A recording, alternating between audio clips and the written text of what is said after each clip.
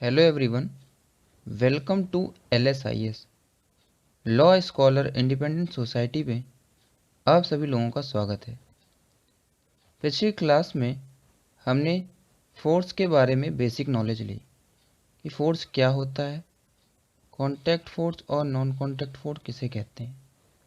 आज की क्लास में हम उन बेसिक फोर्सेस के बारे में और जानेंगे, उनके टाइप के बारे में जानेंगे। तो आइए आज की क्लास में type of some basic forces के बारे में हम जानते हैं। तो चलिए शुरू करते हैं। सबसे पहले type of some basic forces के अंतर्गत पहला फोर्स हमारे सामने आता है फ्रिक्शनल फोर्स। तो फ्रिक्शनल फोर्स कैसा फोर्स है? एक कांटेक्ट फोर्स है। दो चीज़ों के बीच में जब कांटेक्ट होगा तभी फ्रिक्शनल फोर्स वहाँ पर होगा। ठीक है। It always acts between two moving objects which are in contact with one another, है ना। एक दूसरे के जो कांटेक्ट में ऑब्जेक्ट्स रहेंगे उनके बीच में फ्रिक्शनल फोर्स रहता है। ठीक है, जिसे घर्षण भी कहते हैं। Frictional force acts always opposite to the direction of motion. जैसा मोशन होगा उसके अपोजिट डायरेक्शन में फ्रिक्शनल फोर्स वर्क करेगा। जैसे अगर आप साइकिल चला रहे हैं रोड पे, तो आप जिस डायरेक्शन में जा रहे हैं उसके अपोजिट टायर पे जो फोर्स अप्लाई होगा रोड के द्वारा वह फ्रिक्शनल फोर्स कहलाएगा।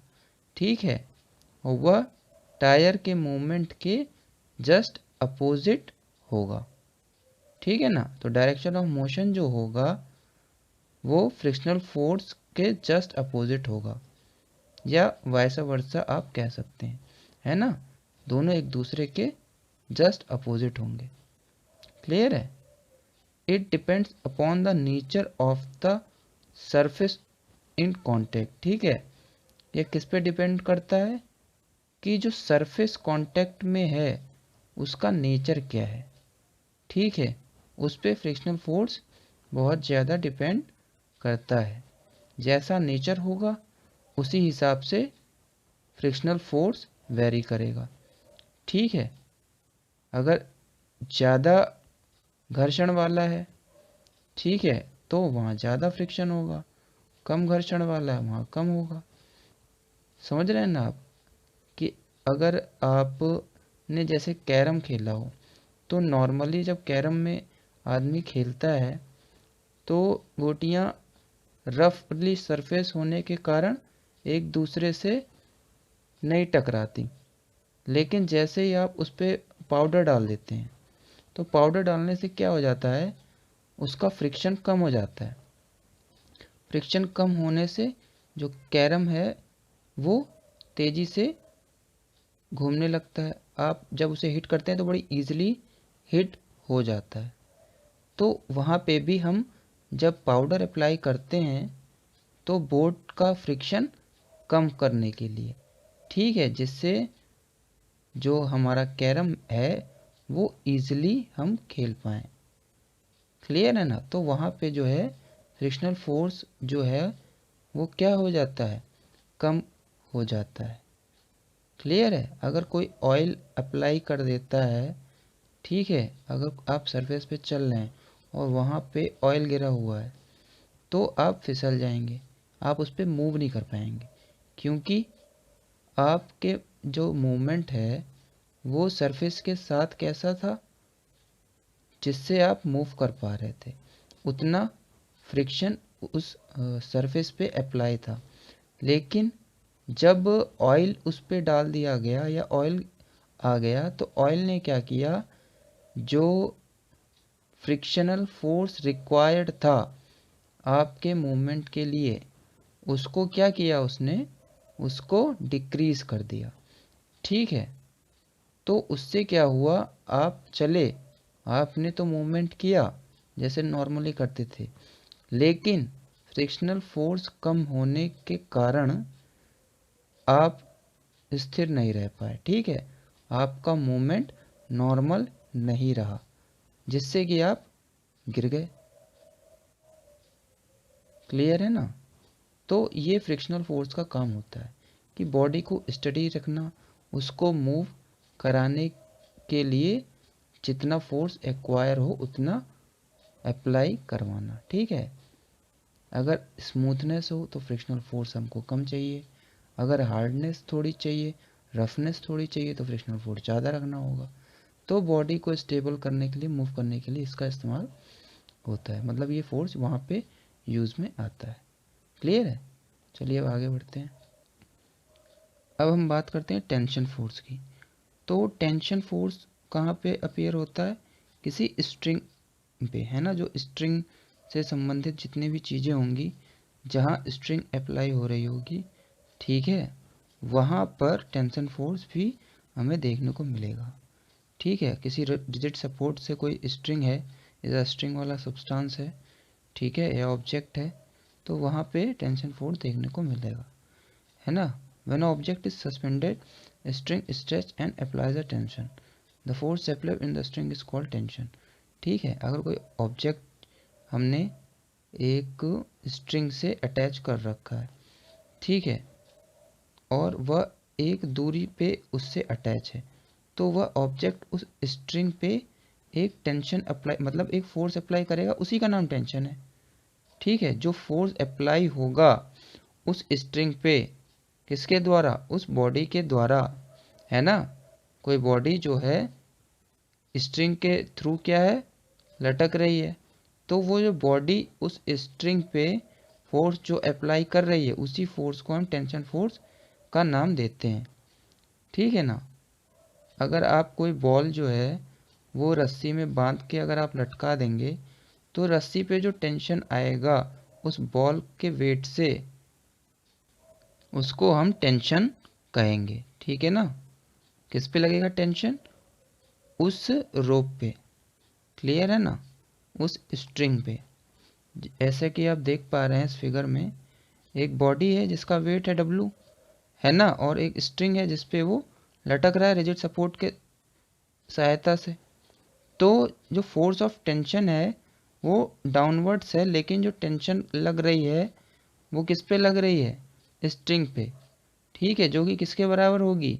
जितना वेट जो है ऑब्जेक्ट का है, ठीक है ना, उसी उसी के हिसाब से जो फोर्स अप्लाई होगा वो उस स्ट्रिंग में जस्ट अपोजिट होगा। बात समझ में आ रही है। अगर W वेट है कोई, तो जो टेंशन भी है वो W के हिसाब से उस स्ट्रिंग में पैदा होगा। क्लियर है। तो ये होता है टेंशन फोर्स।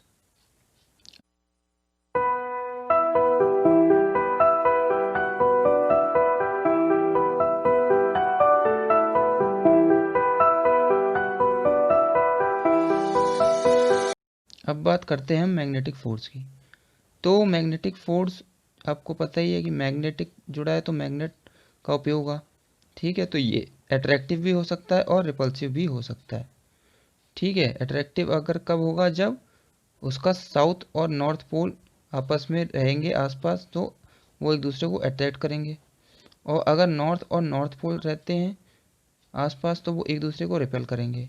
तो मैग्नेटिक फोर्स अट्रैक्टिव भी हो सकता है और रिपल्सिव भी हो सकता है। क्लियर है। ये एक नॉन कांटेक्ट फोर्स है ना। ज़रूरी नहीं है कि आप इनको एक दूसरे से जोड़ें तभी ये वर्क में आएंगे, मतलब दो बॉडीज़ का जुड़ना यहाँ पे ज़रूरी नहीं होता, है ना।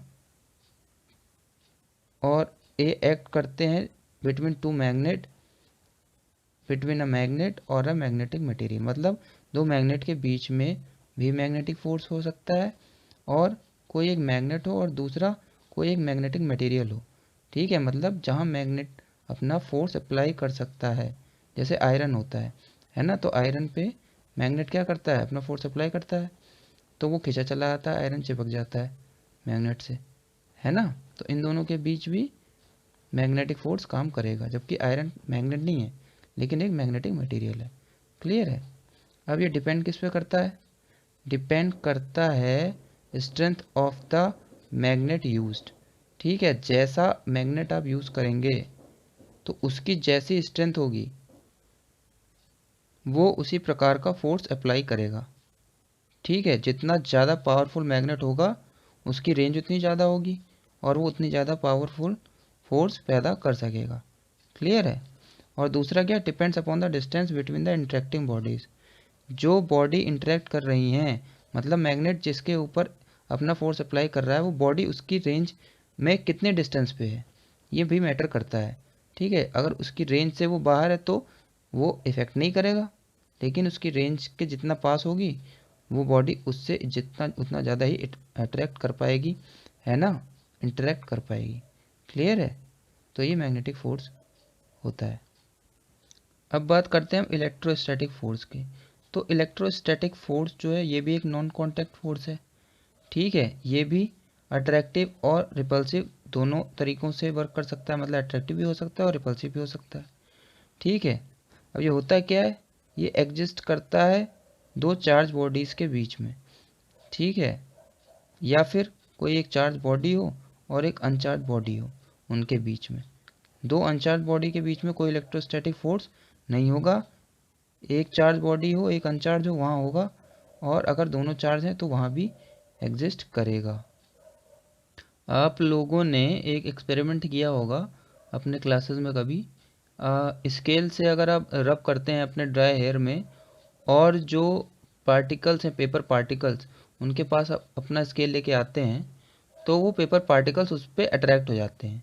ऐसा क्यों होता है? क्योंकि जो हमारा स्केल होता है, रब करने से वो क्या हो जाता है, चार्ज हो जाता है, और वो फिर हमारा जो पेपर है उसको अट्रैक्ट कर लेता है अपनी तरफ, उसके अंदर चार्ज क्रिएट हो जाता है। तो इलेक्ट्रोस्टैटिक फोर्स के अंदर क्या हो जाता है, जो चार्ज होते हैं, चार्ज के उपयोग से चार्ज वहाँ पे अप्लाई होता है और उसकी मदद से वह फोर्स जनरेट होता है। जैसे मैग्नेटिक फोर्स में मैग्नेट के मदद से होता था, ठीक है, वहाँ मैग्नेटिक फोर्स हो गया। और इलेक्ट्रोस्टैटिक में क्या हो जाएगा, चार्जेस की मदद से हमारा फोर्स लगेगा। ठीक है, और ये भी उसी की तरह डिस्टेंस ऑफ इंटरेक्टिंग बॉडी पे डिपेंड करेगा। जितना कम डिस्टेंस होगा उतना ज़्यादा फोर्स अप्लाई होगा, और जितना दूर होगा उतना कम फोर्स अप्लाई होगा। क्लियर है। अब बात करते हैं हम ग्रेविटेशनल फोर्स की। तो ग्रेविटेशनल फोर्स आप सभी को पता ही होगा, ये भी एक नॉन कॉन्टैक्ट टाइप फोर्स है। ठीक है, ये एक अट्रैक्टिव फोर्स है जो कि अपनी तरफ चीज़ों को खींचता है या आकर्षित करता है। It is a force that is exerted by the earth on every object which is near on its surface, और we can say within it range. जो भी उसकी रेंज में रहेगा, मतलब जो भी अर्थ के ग्रेविटेशनल फोर्स की रेंज में रहेगा, उस बॉडी पे वो अपना फोर्स अप्लाई करेगा। ठीक है, बात समझ में आ रही है। जो भी रेंज है उसी के अंदर जितनी बॉडीज़ होगी उन सब पे वो फोर्स अप्लाई होगा। क्लियर है। ये डिपेंड करता है मास ऑफ बॉडी में, जैसा मास होगा बॉडी का उस हिसाब से उस पर फोर्स अप्लाई होगा। क्लियर है। और ये डिपेंड करता है किसमें, अर्थ और बॉडी की डिस्टेंस पे। ठीक है, अर्थ से बॉडी कितनी दूरी पर है, ठीक है, उसके हिसाब से उस पर वैसा ग्रेविटेशनल फोर्स अप्लाई होगा। ठीक है, इसको जी फोर्स भी हम नाम देते हैं। क्लियर है। तो ये बहुत ही बेसिक फोर्स था। अगर आपको आज की क्लास पसंद आई हो तो आप इस वीडियो को लाइक करें, शेयर करें और चैनल को सब्सक्राइब करना ना भूलें। आप सभी का बहुत बहुत धन्यवाद।